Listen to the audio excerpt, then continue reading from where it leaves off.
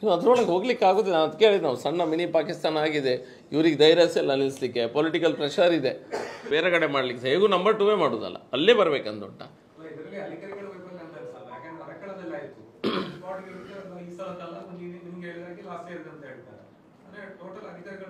Total ನೀವು ಹೇಳೋದು 100% ಸತ್ಯ. ಆ ಫೋಟೋವನ್ನು ನಾನು ಮತ್ತೆ GPS ಫೋಟೋ ತೆಗೆದದ್ದು, ನಮ್ಮ ಹುಡುಗರನ್ನ ಕಳಿಸಿ ನಾನು GPS ಫೋಟೋ ತೆಗೆಸಿದ. ಆ ಡೇಟು, ಟೈಮು, ಲೊಕೇಶನ್ ಎಲ್ಲ ಬರ್ತದೆ, ಲ್ಯಾಟಿಟ್ಯೂಡ್ ಲಾಂಜಿಟ್ಯೂಡ್ ಬರ್ತದೆ ಅದರಲ್ಲಿ. ಅದನ್ನು ಫೋಟೋ ತೆಗೆಸಿದೆ ನಾನು. ಆಮೇಲೆ ಯಾಕೆಂದರೆ ನಾನು ಕಳಿಸಿದ್ದನ್ನು DC ಅವರು ಅಧಿಕಾರಿಗಳಿಗೆ ಕಳಿಸಿದ್ರು, ಅವ್ರು ಆ್ಯಕ್ಷನ್ ತೆಗೆದಿದ್ದಾರೆ, ಅಟೆಂಪ್ಟ್ ಮಾಡಿದ್ದಾರೆ. ಆದರೆ ಅವರನ್ನು ಪುನಃ ಯಾಮರ್ಸ್ತಾರೆ, ಇವರೇನೋ ಹೇಳಿ ಅದಲ್ಲ ಹಾಗಲ್ಲ ಸರಿ ಹೀಗಲ್ಲ ಅಂತ ಹೇಳಿ. ಆ ಇಡೀ ಏರಿಯಾದಲ್ಲಿ ಪರ್ಟಿಕ್ಯುಲರ್ ಪರ್ಸನ್ಸ್ ಯಾರು ಅಂತ ಗೊತ್ತಿಲ್ಲ ನನಗೆ, ಪರ್ಟಿಕ್ಯುಲರ್ ಒಂದು ಪರ್ಸನ್ಸ್ ಗೊತ್ತಿಲ್ಲ, ಇಡೀ ಗುಂಪೆ. ನಿಮ್ಗೆ ಅಲ್ಲಿ ಹೋಗ್ಲಿಕ್ಕೆ ಆಗೋದಿಲ್ಲ, ನೀವು ಅದರೊಳಗೆ ಹೋಗ್ಲಿಕ್ಕೆ ಆಗೋದಿಲ್ಲ. ನಾನು ಅದು ಕೇಳಿದ್ದು, ನಾವು ಸಣ್ಣ ಮಿನಿ ಪಾಕಿಸ್ತಾನ ಆಗಿದೆ, ಇವ್ರಿಗೆ ಧೈರ್ಯ ಇಲ್ಲ ನಿಲ್ಲಿಸಲಿಕ್ಕೆ, ಪೊಲಿಟಿಕಲ್ ಪ್ರೆಷರ್ ಇದೆ. ಆಯ್ತಪ್ಪ, ಬ್ರಿಡ್ಜ್ ಬಂದಾದ ಮೇಲೆ ನೀವು ಇನ್ನೂ ಸಹ 3-4-5 ದಿನದಿಂದ ನಾನು ಕಂಟಿನ್ಯೂಸ್ ಕಂಪ್ಲೇಂಟ್ ಕೊಡ್ತಾ ಇದ್ದೇನೆ, ನಿಮ್ಗೆ ಇನ್ನೂ ನಿಲ್ಲಿಸ್ಲಿಕ್ಕೆ ಆಗೋದಿಲ್ಲ. ಯಾರಿಗೆ? ನನಗೆ? ನಮ್ಮ ಮೇಲೆ FIR ಹಾಕ್ತಾರೆ ಮಾರ ಇವರು, ಕಳ್ಳರ ಮೇಲೆ ಹಾಕೋದಿಲ್ಲ. ಆ ರೀತಿಯ ವ್ಯವಸ್ಥೆ ಇದೆ.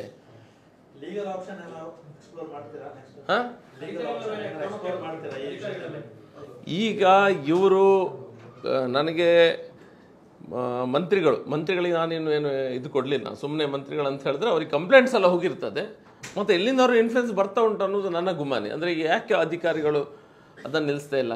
ಇದನ್ನು ಒಂದು ವೇಳೆ ಇವರು ಇನ್ನೂ ಸಹ ಅದಕ್ಕೆ ಮಾಡೋದಿದ್ರೆ ನಾನು ಇನ್ನು ಕೋರ್ಟಿಗೆ ಹೋಗ್ತೇನೆ.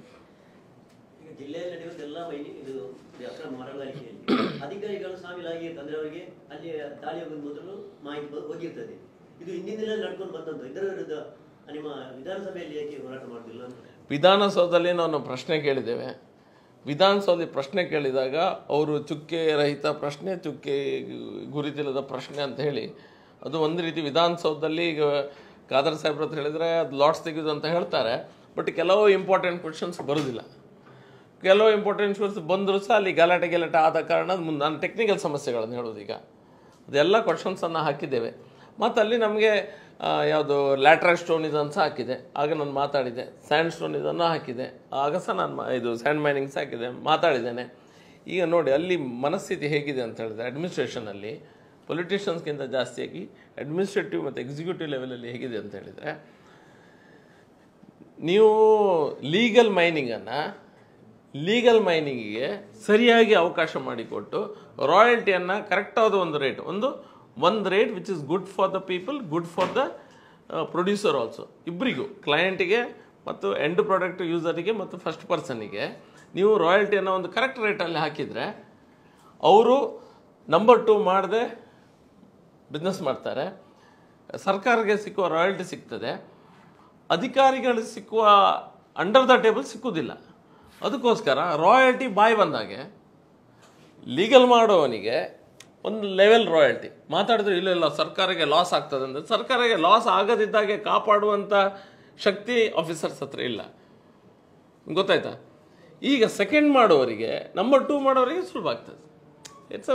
ಇದು ಇದು ವೆರಿ ಲಾರ್ಜ್ ಟಾಪಿಕ್. ಇದು ಸುಮ್ಮನೆ ನಾನು ಒಂದು ಪ್ರೆಸ್ ಕಾನ್ಫರೆನ್ಸಲ್ಲಿ ಅದನ್ನು ಫೈನಲ್ ಮಾಡಲಿಕ್ಕೆ ಖಂಡಿತ ಆಗೋದಿಲ್ಲ.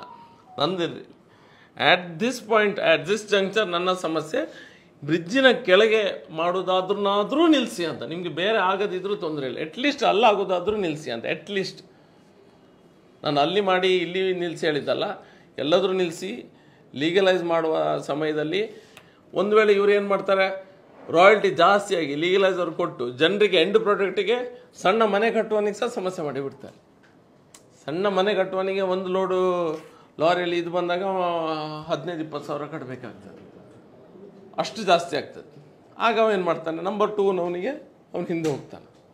ಇದು ನಾನು out of my topic sand mining ಬಗ್ಗೆ ಹೇಳಿದ್ದು. ನನ್ನ ಸದ್ಯದ ಪ್ರಶ್ನೆ, ಬ್ರಿಡ್ಜಿನ ಕೆಳಗೆ ಎಲ್ಲೆಲ್ಲೇ ಬ್ರಿಡ್ಜ್ ಇದೆ ಇಡೀ ಜಿಲ್ಲೆಯಲ್ಲಿ, ಬ್ರಿಡ್ಜಿನ ಹತ್ರ 100 ಮೀಟರ್ಸ್ ಒಳಗೆ ನೀವು ಅದು ಮಾಡಬಾರ್ದು, ಡ್ಯಾಮಿನ ಹತ್ರ ಮಾಡಬಾರ್ದು, ಏನೆಲ್ಲ ರೂಲ್ಸ್ ಇದೆ ಅದನ್ನಾದರೂ ಸರಿಯಾಗಿ ಇಂಪ್ಲಿಮೆಂಟ್ ಮಾಡಿ ಅನ್ನುವಂಥ ಕೋರಿಕೆ ನಂದು ಅಷ್ಟೆ. ಅಷ್ಟು ಮಾಡಲಿಕ್ಕೆ ಆಗದಿದ್ದರೆ ಎಲ್ಲ ಇದರಲ್ಲಿ ಸಹ ವೈಫಲ್ಯವನ್ನು ನಾವು ನೋಡ್ತಾ ಇದ್ವಿ. ಅಡ್ಮಿನಿಸ್ಟ್ರೇಷನಲ್ಲಿ ಎಲ್ಲೂ ಸಹ ಹೊಸ ಡ್ಯಾಮ್ ಆಗ್ತಾ ಇಲ್ಲ, ಹೊಸ ರೋಡ್ಸ್ ಆಗ್ತಾ ಇಲ್ಲ, ರಿಪೇರಿ ಮಾಡಲಿಕ್ಕೆ ಆಗ್ತಾ ಇಲ್ಲ. ಕಾರ್ಪೊರೇಷನ್ ಲಿಮಿಟ್ಸಲ್ಲಿ ನಮ್ಮ ಟ್ಯಾಕ್ಸಿದ ದುಡ್ಡಿಂದ ಏನೋ ಸ್ವಲ್ಪ ಅಲ್ಪ ಸ್ವಲ್ಪ ಆಚೆ ಈಚೆ ಸಣ್ಣ ಕೆಲಸ ಆಗ್ತದೆ ನಮ್ಮ ಇಲ್ಲಿ ಫಂಡ್ಸ್ ಇರೋ ಕಾರಣ. ಬೇರೆ ಎಲ್ಲ ರೀತಿಯಲ್ಲಿ ಸಹ ಫೇಲಿಯರ್ ಇದ್ದೇವೆ. ಅಟ್ಲೀಸ್ಟ್ ನೀವು ಲಾ ಆ್ಯಂಡ್ ಆರ್ಡ್ರನ್ನ ಒಂದು ಭಾಗವನ್ನಾದರೂ ಸರಿ ಮಾಡಿ. ನಿಮಗಿಲ್ಲಿ ಸ್ಪೆಂಡ್ ಮಾಡಬೇಕಂತ ಇಲ್ಲ, ದುಡ್ಡನ್ನು ಸ್ಪೆಂಡ್ ಮಾಡಬೇಕಂತ ಇಲ್ಲ. ಲಾ ಆ್ಯಂಡ್ ಆರ್ಡ್ರನ್ನು ಮಾಡಲಿಕ್ಕೂ ಸಹ ಆಗೋದಿಲ್ಲ ಅಂತ ಹೇಳಿದರೆ ಮತ್ತೆ ಪರಿಸ್ಥಿತಿ ಹಾಳಿದೆ. It's not a good atmosphere, ಭಾರಿ ಹಾಳಿದೆ.